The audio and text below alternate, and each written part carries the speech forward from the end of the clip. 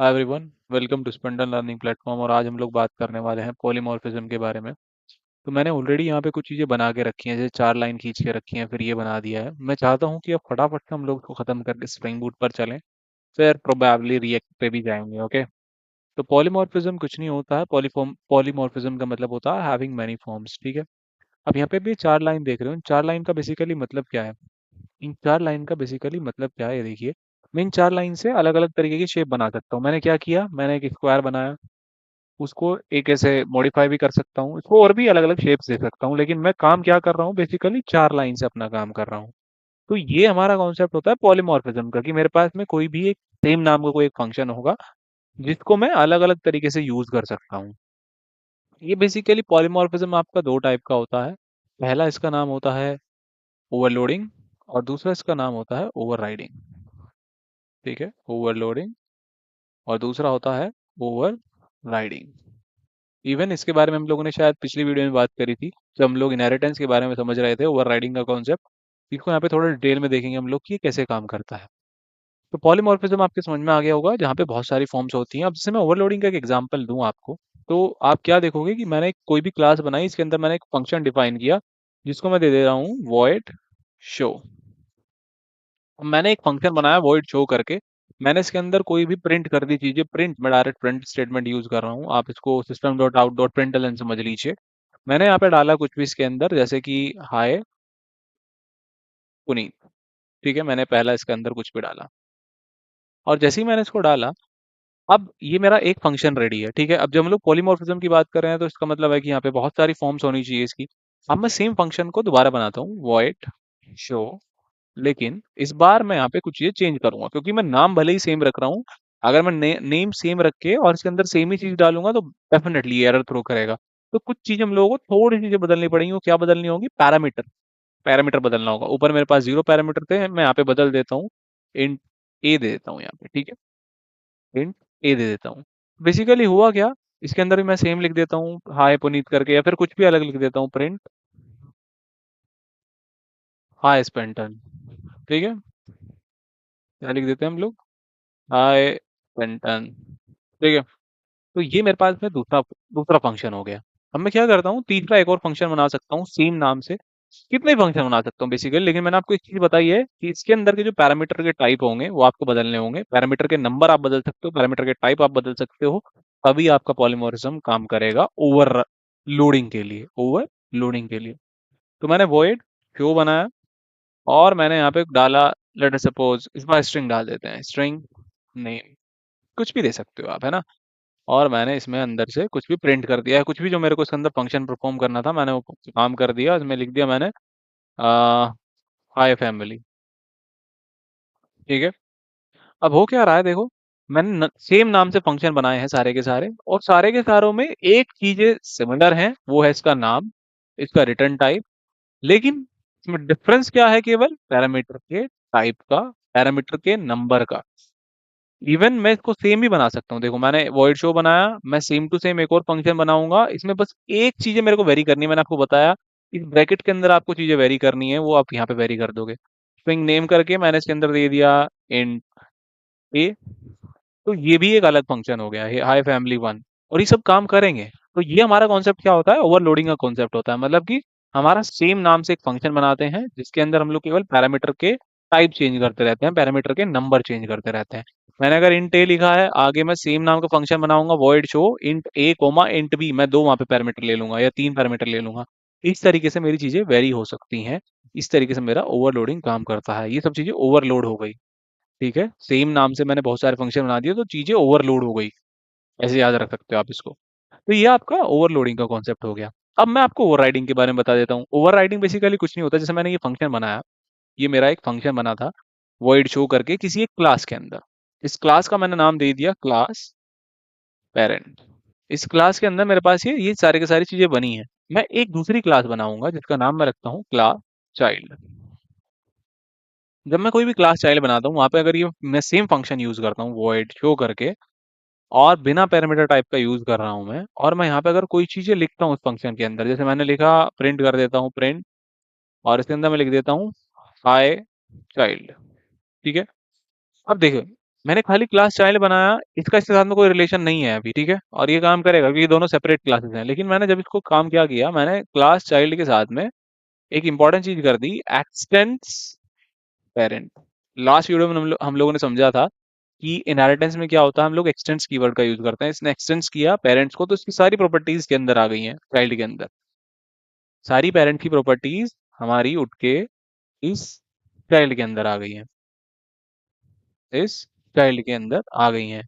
तो ऑलरेडी इसके अंदर ये सारी प्रॉपर्टीज आ गई थी, लेकिन मैंने ऊपर से इसमें ओवरराइड कर दिया ये वाला मेथड, वॉइड शो को मैंने इसके अंदर डाल दिया। अब वही चीज आ गई कि ये थोड़ा ज्यादा पावरफुल होगा क्योंकि ये चाइल्ड है, ठीक है, अभी चाइल्ड है तो मतलब ज्यादा पावरफुल होगा, अपना डोमिनेशन करेगा। अगर मैं यहाँ पे इसका फिर एक ऑब्जेक्ट बना के काम करूंगा तो ये कौन सा फंक्शन रन करेगा।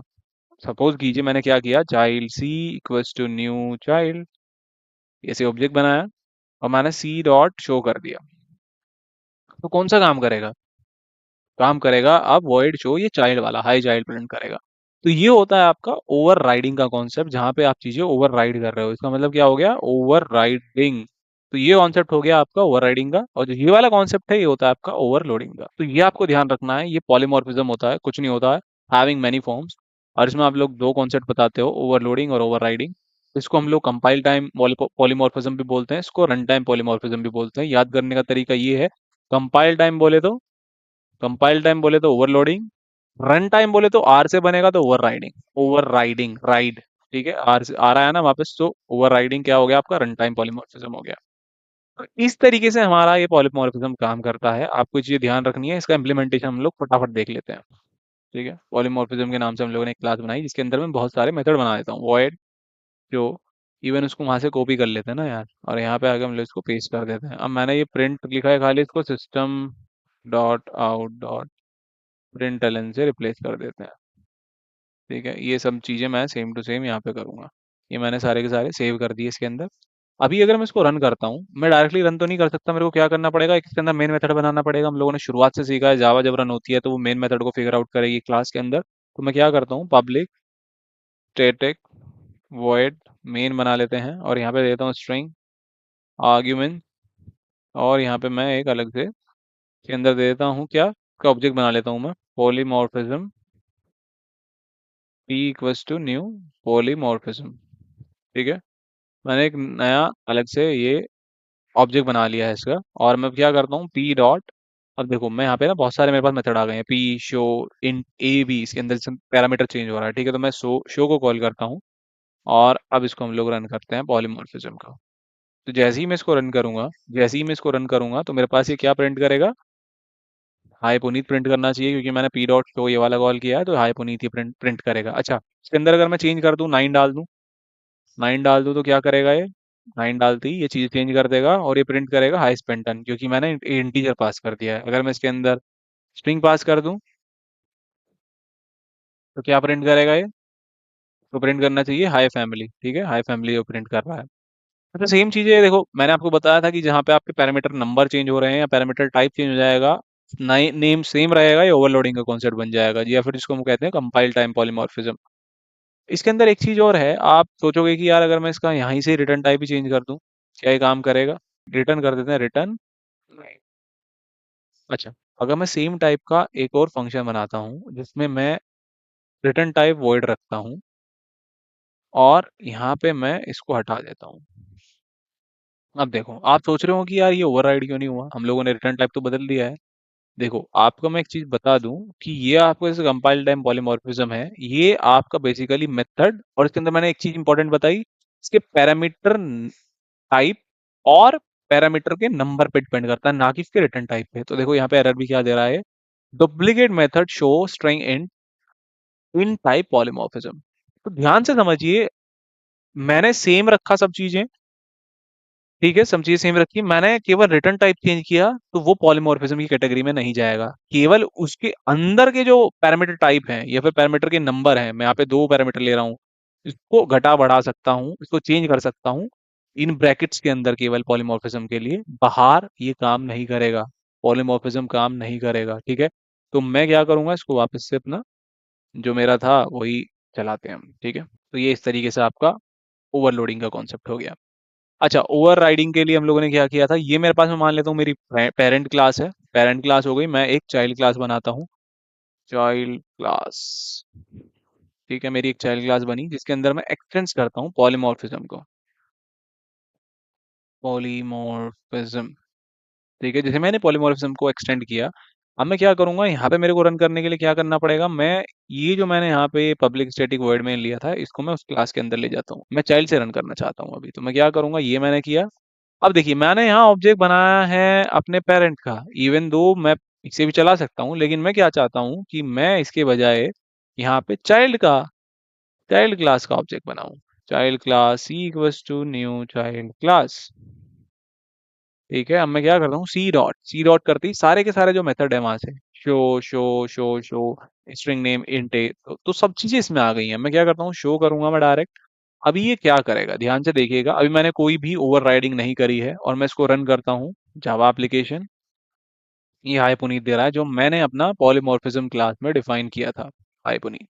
अब मैंने आपको एक चीज बताई है ओवरराइडिंग का, तो ओवरराइडिंग में क्या होगा कि जो इसके अंदर मैं ये सेम फंक्शन डिफाइन करूंगा, मैं इसको वहीं से उठा लेता हूँ, आपको थोड़ी और क्लैरिटी होगी।